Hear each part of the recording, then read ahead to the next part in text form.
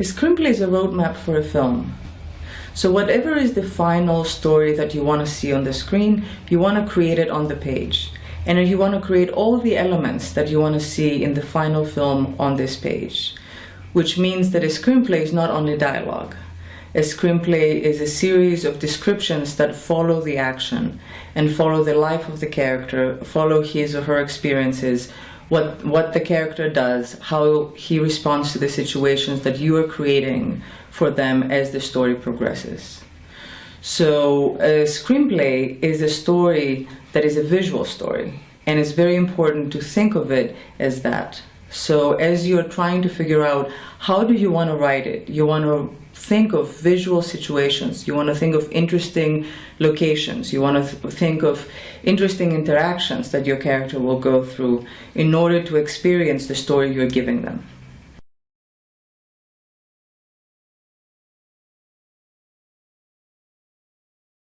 So the difference between a screenplay and a story really is that a screenplay is a visual story, is the story of a film. So you still want to think in terms of big story ideas, a beginning, a middle, and an end, a journey that your character is going through.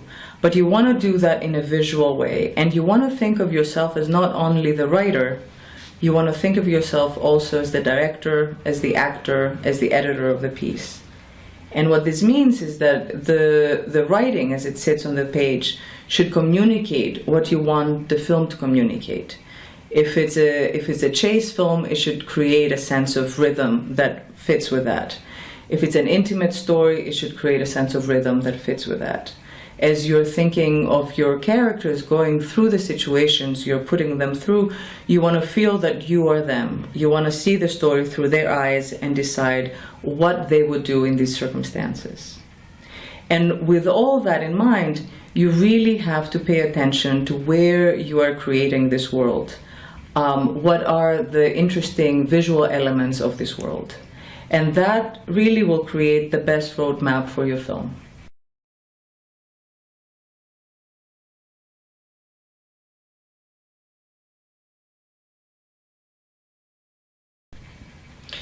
The logline for your story is really a very brief description that goes to the heart of what you want to communicate.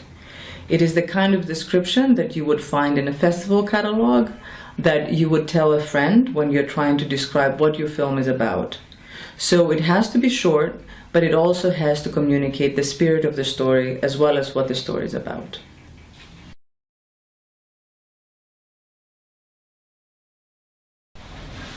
The synopsis of your film is a longer piece of explanation of what this story is really about. And it can be half a page, it can be a page, it can be up to 3 or 4 pages, depending on who is asking for it. If the film is a short film, it should really be just a few paragraphs. And it should describe the essence of the film and the movement of the story. How do we find the characters? What happens to them? What do they do after that? And where do you want the story to end?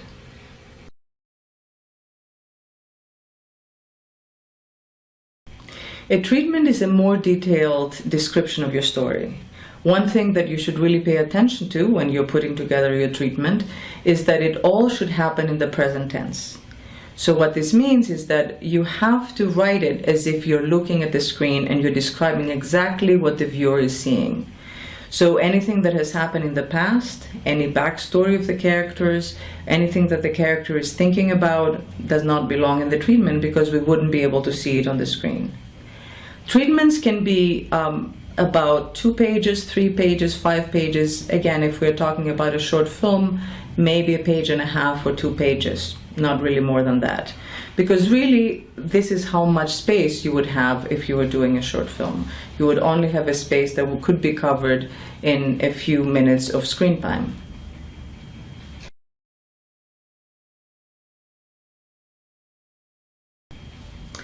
An outline or a beat sheet is a very, very useful tool in order to clarify your ideas and to organize them so that before you start writing your short film, you know where the story is going.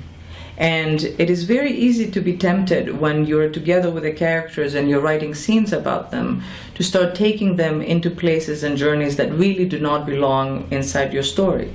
because of the length of the story, because of the theme of the story, because of the movement that you ultimately are trying to get across. So it's a very useful thing to map for yourself really what are the main things that will happen in this story. What are the main obstacles that my character is going to have to go through? And then use that as a roadmap. Use it as a way of creating your story, but without being distracted in the moment. And yet being able to elaborate on that and being able to use your inspiration to make it more interesting.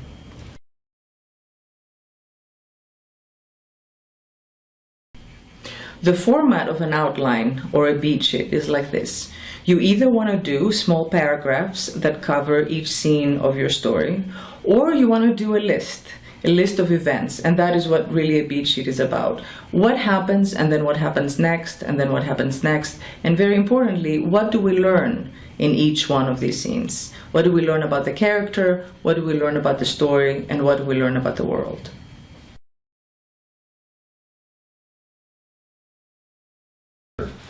A query letter is a letter you would write to communicate your desire to connect with a member of the industry who does not know you or your project. So a query letter would be a letter that you would write to an agent or a producer that you do not know. And what you would include there would be a very, very brief presentation of yourself and your project. It always helps to know what this person is interested in. So some research should go into the company or the specific individual that you want to connect with to figure out, is your project something they might be interested in? And once you have that information, you want to present yourself in a brief and appealing way. Think of what makes you unique, what makes the project unique, and trust that if this is something that this producer or this agent or this actor is interested in, they will respond. Always follow up, but do not pester the person you're trying to communicate with. They're probably very busy.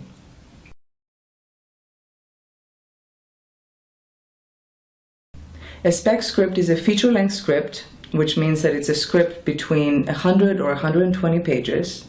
A fiction story, so a story you are coming up with, an adaptation or an original story.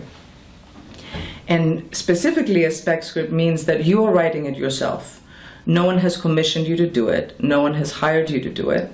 This is an idea you have had, and you're creating it in the hope of it getting produced.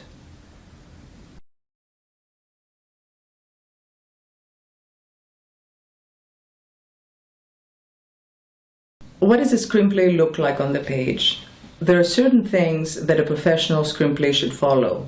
And it's important to know that because when you're sending your script to a contest or to a producer, to a director or an actor, you want to appear that you are a professional.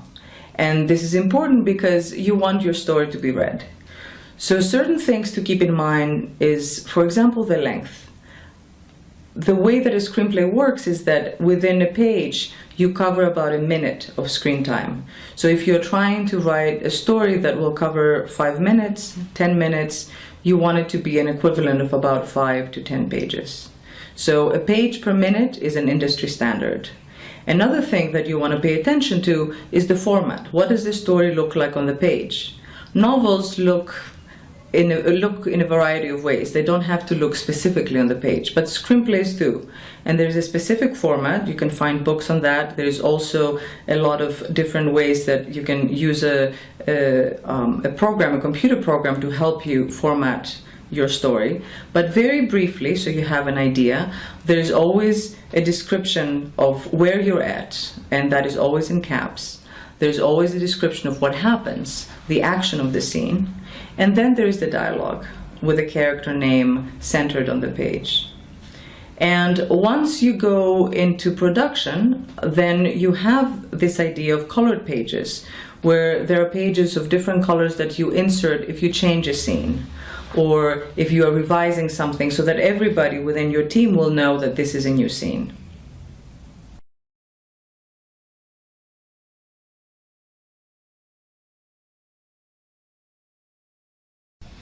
There are a couple of screenwriting softwares on the market. The most popular one is Final Draft, but there is also a free version of a software called Celtics, and you can find that online, download it, and use it.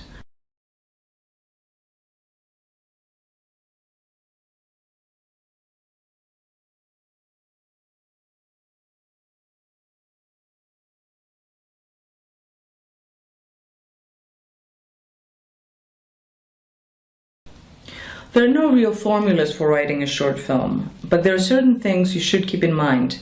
You should keep in mind that a film is about somebody, a person who has a desire, who has a goal, who has something that they really, really want to achieve. And a film also gives this person a lot of obstacles, because if you don't have obstacles, you can just achieve your goal and the film is over. But you want to create a movement, you want to create an experience for this character where they want to achieve something, there are issues that come on their way, and there are ways that they troubleshoot these problems.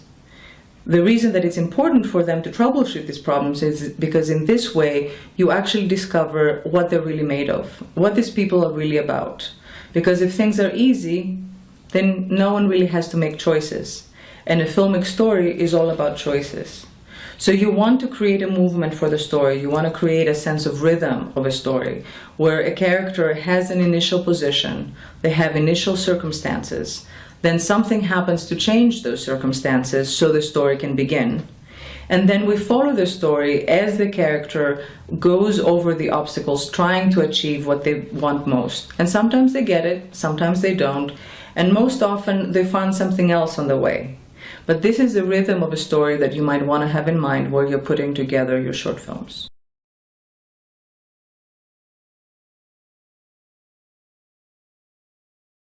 A short film is very different than feature film.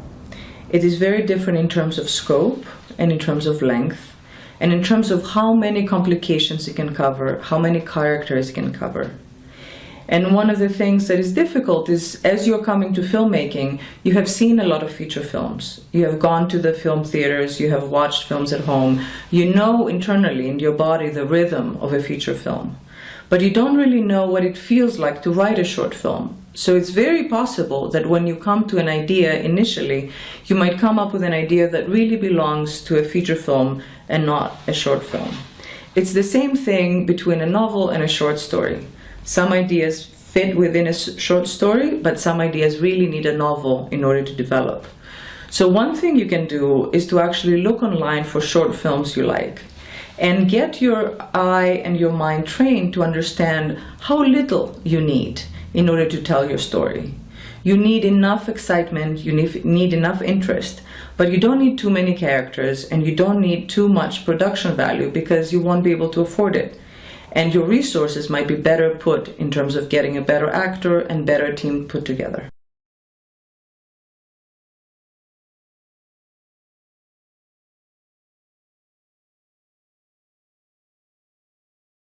So how can you create a short film with an important theme? It is very important that your short film has a point of view. It is very important that you think about what you want your audience to feel, what you want your audiences to think about, what you want your audiences to feel at the end of your movie.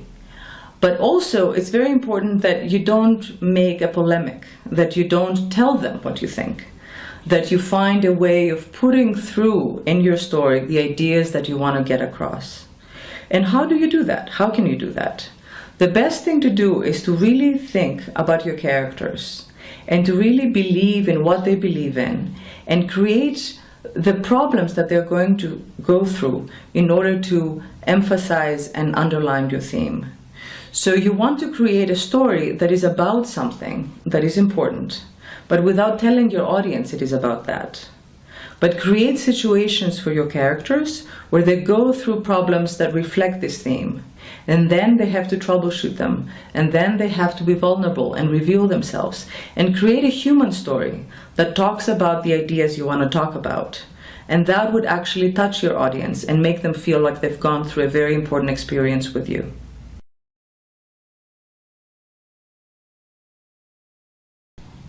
A couple of more things that might help you put your short film together are these. You might want to think of your short film as a fairy tale, and you might want to study fairy tales. They always begin in a specific way. They begin once upon a time there was somebody. So once upon a time in a place that is a specific place, in a specific time where specific things are going on, there is a character. And this character starts as a princess, as a frog, but they start in a very specific way. And then they go through the story. So as you start putting your own filmic stories together, think about what is the time that you're starting your story? What is the place that you're starting the story? What is the specific moment in the life of your character you're starting your story? And then, as you're putting your story together, try it out on your friends. It's very important to actually hear yourself tell the story. Film is a medium of communication. So you want to tell the story. You don't want to just write it. Because when you write it, you keep it inside your brain, and it's very hard to know if it's actually getting across, if the story elements that you want to communicate with your audience are getting across. But if you actually tell it to people, that will actually help you to figure out if you're telling it right, if you're creating gaps in understanding, what do you need to fix, when do you lose their interest, and create an exciting short story that can serve you as a great short film.